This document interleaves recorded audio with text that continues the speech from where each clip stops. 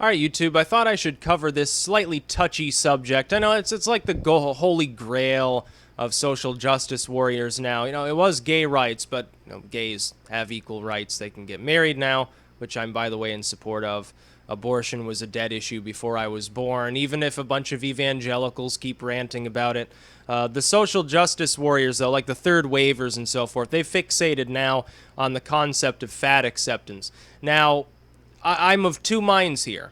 There are people in this world who, regardless of eating a healthy diet, exercising properly, doing what they need to do, remain overweight. I don't have a problem with these people. If someone has an actual recognizable genetic condition whereby they're not actually capable through normal means of losing weight, or they've tried surgery and it failed, whatever, and they're still overweight, okay, live your life the way you can, do what you need to do. I'm not going to cast any shadows on these people because it's a fucking medical condition. It'd be like looking at somebody. I know I use the term retarded a lot. It's sort of the trappings of the 90s. But I don't aim it at people that are developmentally disabled because I don't have any problem with them. They've got a disorder as opposed to someone who is simply being stupid, acting as though they have a severe disorder when they should be capable of using some degree of human reasoning.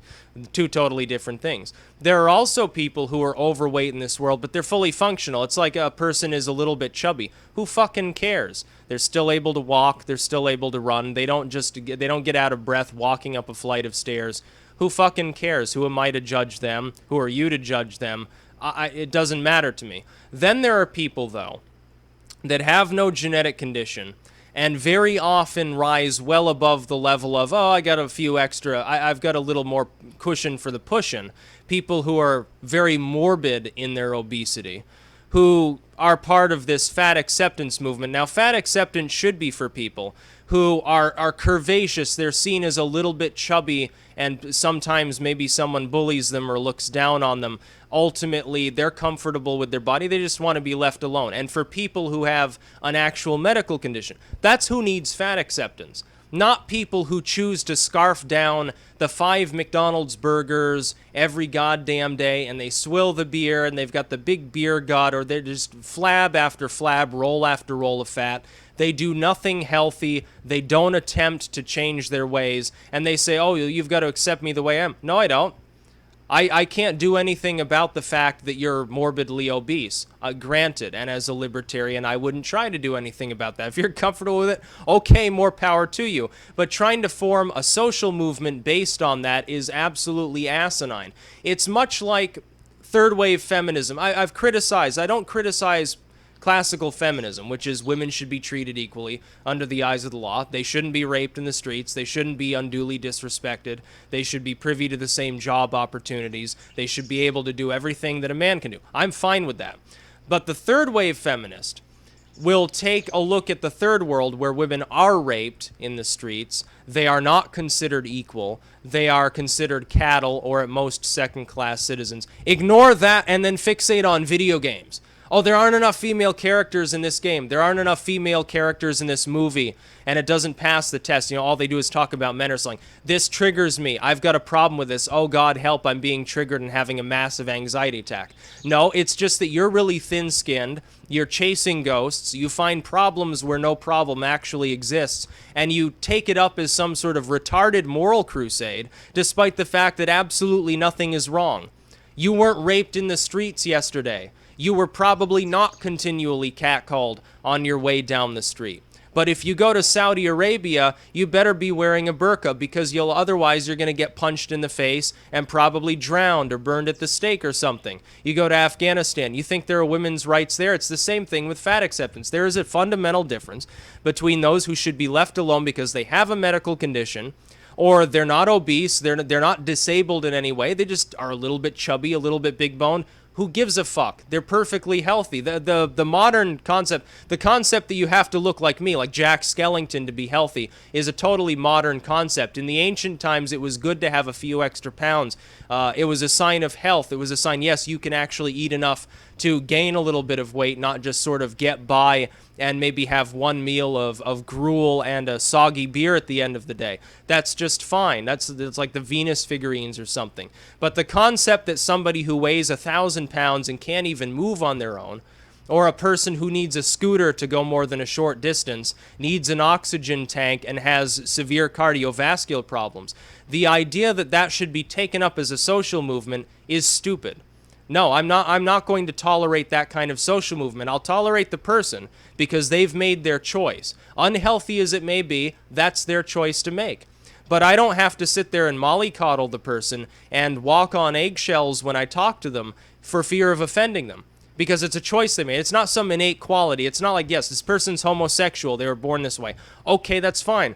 This person was born with the wrong birth gender and transgendered themselves.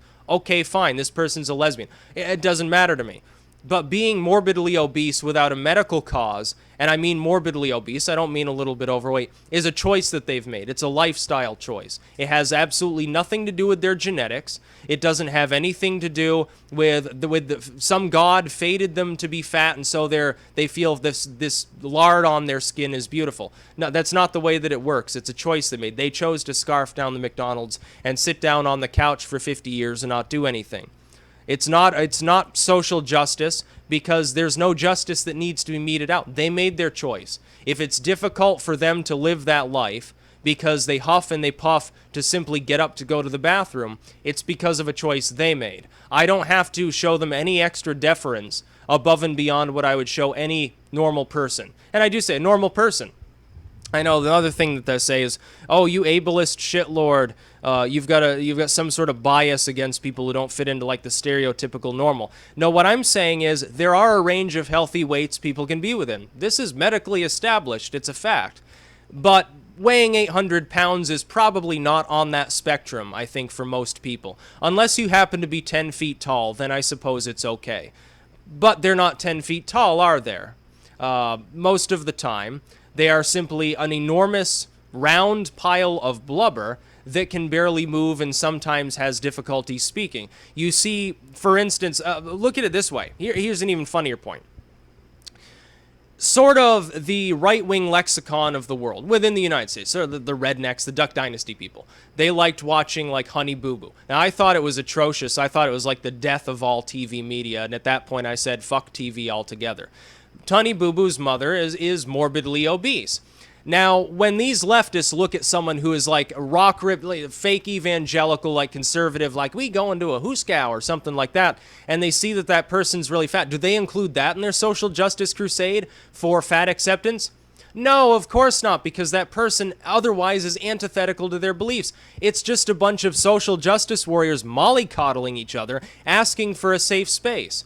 Nobody is under any onus to show someone who has made the choice to be that morbidly obese any deference whatsoever. Yes, you've made yourself disabled. There are also people who say that they've got some sort of morbid curiosity with chopping one of their legs off because they have some sort of weird quadriplegic fetish or something like that. Okay, if you want to live your life that way, that's fine, but don't pretend that you are in the same category as a person who got their legs crushed by a snowplow, or somebody who got shot up in a war and had to have their legs amputated, or you got polio and your legs are paralyzed, so you might as well have them chopped off. You're not in the same class of person. You chose to be like that. Those people didn't voluntarily say, hey, you know what, tomorrow I think I'm just going to get my legs ripped off. I think that'd be a great time. It's not the same thing. Any more than a person who chooses to be a lard roll and sit down on the couch until they're 1,000 pounds, like that Manuel dude down in Mexico. They had like celebration. He lost like 200 pounds and they were celebrating, even though he still weighs over a fucking ton.